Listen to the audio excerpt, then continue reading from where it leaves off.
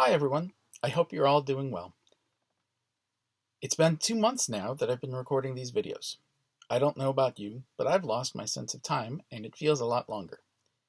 We keep hearing hopeful signals in the news and some parts of the state are starting to open up, but not in our area.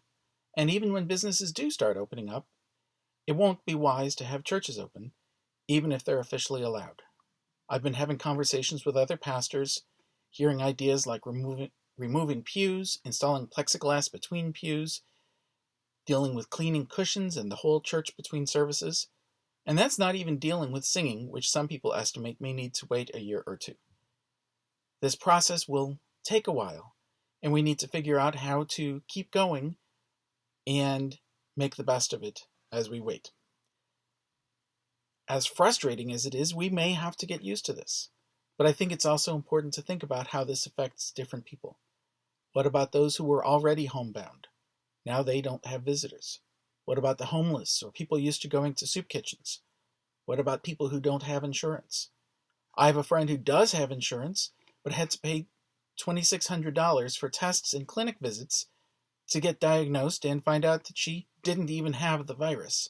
But because she hadn't reached her deductible yet, she had to pay all of that out of pocket. I've seen various images and posts that contrast "we're all in this together" or "we're all in the same boat" with the idea that no, actually, we're not in the same boat or even in the same part of the ocean. We are all affected by this and can still be stressed, worried, or upset, but there are some folks who are affected even more dramatically. Do we have homes? Are we able to be with immediate family? Do we have access to the medical care we need?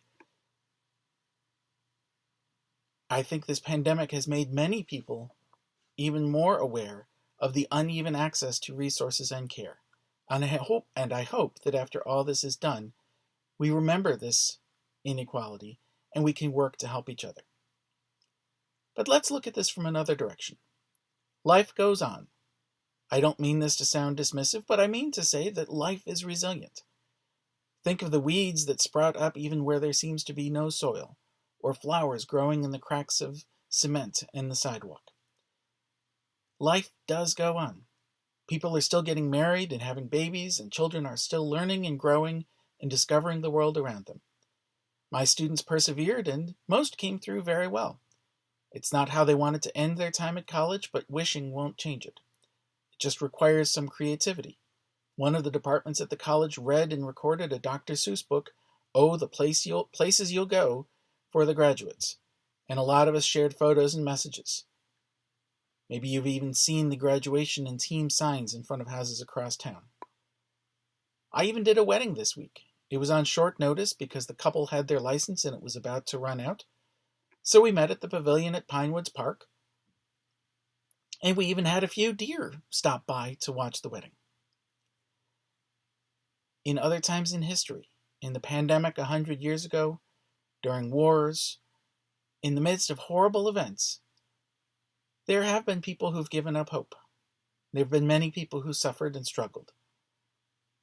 But there have also been people who still tried to move forward with whatever control they had. And let me emphasize again, people are creative. Given a chance, they will find ways around obstacles, and they can survive. We face obstacles. We face debates over how quickly we should open, whether we need to wear masks. And I think in all of this, our priority needs to be to think how we keep ourselves safe, how we keep others safe, and how we care for everybody. We can argue about policies, but we need to make sure people are taken care of. Our lectionary text this week is from 1 Corinthians 13, the love chapter, one of those verses that many people have heard at weddings. So even if they don't know anything else about the Bible, they've heard of that. At first glance, it sounds like an optimistic, grand vision of love. But some commentators point out that there's even more to it. We talked about the beginning of 1 Corinthians last week. It introduced conflicts where people were fighting over who was the better apostle.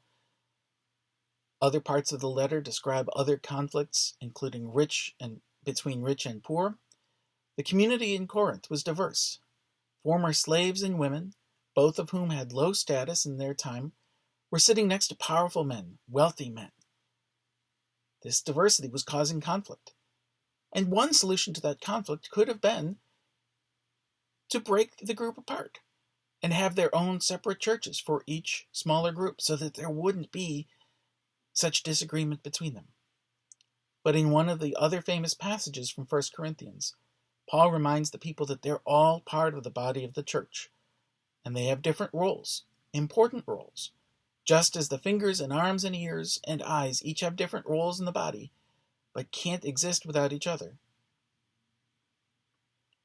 Paul said that God wanted the church to be the same, that people have different roles, people contribute different things to the church, but they all make part of the church. And God wants them to find harmony. So when Paul speaks in chapter 13 about love, it's not just naive and idealistic. It's a challenge to live and work in that diversity towards a higher goal.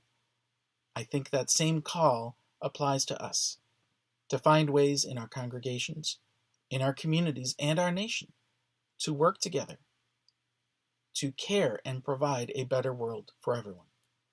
I want to conclude with Psalm 23. The Lord is my shepherd, I shall not want. He makes me lie down in green pastures. He leads me beside still waters.